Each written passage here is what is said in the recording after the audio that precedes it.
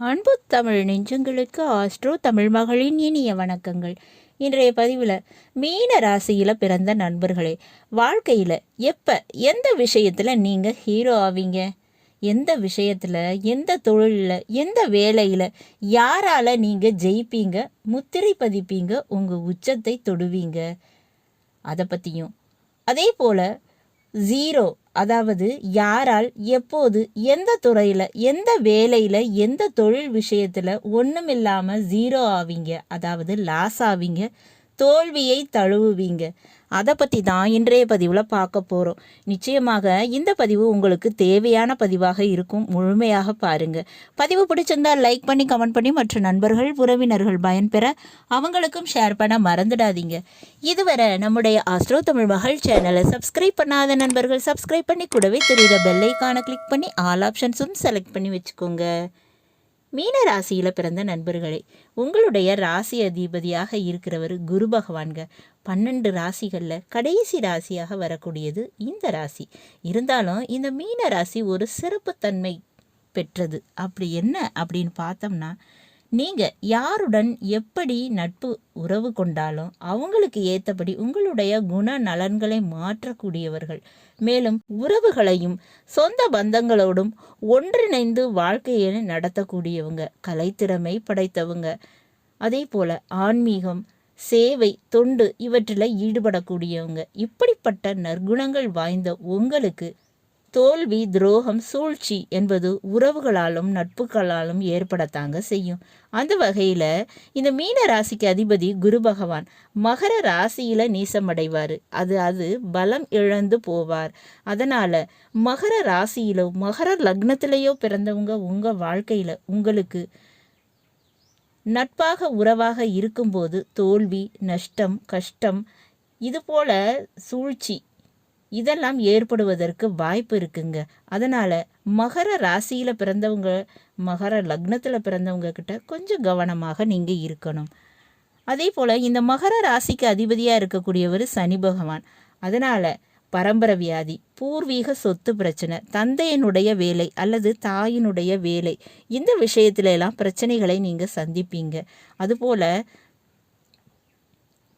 தாய் தந்தைக்கு செய்ய வேண்டிய கடமை, உடன் பிறந்தவர்கள் செய்ய வேண்டிய கடமை, அதை நீங்கள் செய்ய வேண்டி வருங்க.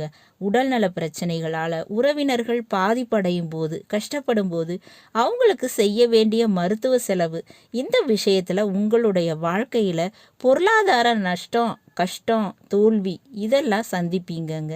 பல வகையில் இழப்புகளும் ஏற்படுவதற்கு வாய்ப்பு இருக்குங்க. இரும்பு சம்பந்தப்பட்ட தொழில் இது பெருமளவு நஷ்டத்தினை தாங்க ஏற்படுத்தி கொடுக்க வாய்ப்பு இருக்குது.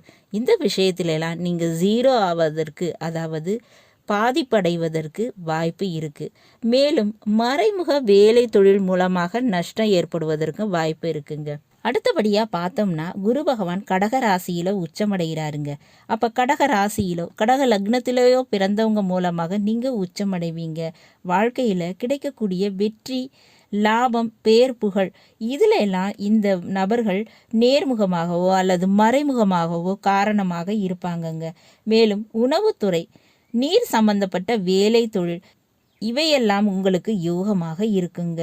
வெளிநாட்டு யோகம், வெளிநாட்டில் இருக்கிறவங்க, வேற்றுமொழி பேசக்கூடியவங்க, வெளிநாட்டவர்கள், வெளிநாட்டு வாழ்க்கை இதெல்லாம் உங்களுடைய வாழ்க்கையில் மிகப்பெரிய உச்சத்தை தொட வைக்குங்க. கலைத்துறையிலையும் காலடி வைத்து பேர் புகழ் ஏற்படுவதற்கு வாய்ப்பு இருக்குங்க. அதே போல் பயணங்களால் பெரிய அளவு நன்மைகள் உண்டுங்க.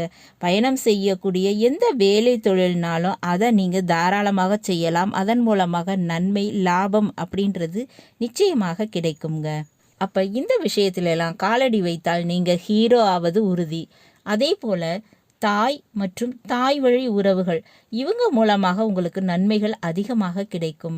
இதில் மிக முக்கியமாக இந்த மீன ராசியில் பிறந்தவங்களுக்கு எதிரி, கடன், நோய் இந்த பிரச்சனைகள் இல்லாமல் இருக்க நீங்கள் செய்ய வேண்டியது அப்படின்னு பார்த்தோம்னா குல தெய்வ வழிபாடுங்க மற்றும் கன்னிமார் தெய்வங்களுடைய வழிபாடு செய்யுங்க.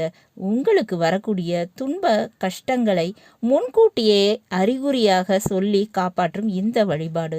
அதே நேரத்தில் நல்ல அதிர்ஷ்ட யோகம் அதையும் முன்னமே அறிவித்து அதை பயன்படுத்தி கொள்ள வகையில் அதை மாற்றி கொடுக்குங்க. அதனால் இந்த பெண் தெய்வ வழிபாடு மற்றும் கன்னிமார் தேவி வழிபாடு இவற்றை மறக்காமல் செய்யுங்க. நன்மைகள் அதிகமாகவே கிடைக்குங்க.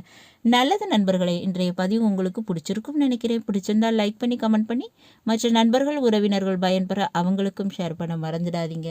இதுவரை நம்முடைய ஆஸ்ட்ரோ தமிழ் மகள் சேனலை சப்ஸ்கிரைப் பண்ணாத நண்பர்கள் சப்ஸ்கிரைப் பண்ணி கூடவே தெரிகிற பெல்லைக்கான கிளிக் பண்ணி ஆல் ஆப்ஷன்ஸும் செலக்ட் பண்ணி வச்சுக்கோங்க.